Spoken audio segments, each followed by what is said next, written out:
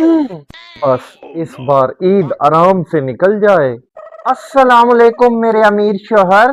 वालेकुम अस्सलाम।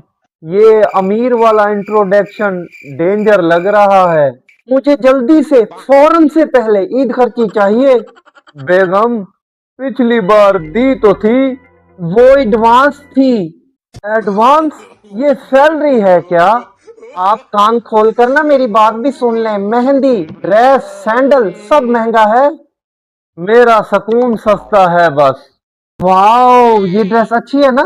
सिर्फ 12,000। ये देखें। सिर्फ इसमें एसी लगा है क्या?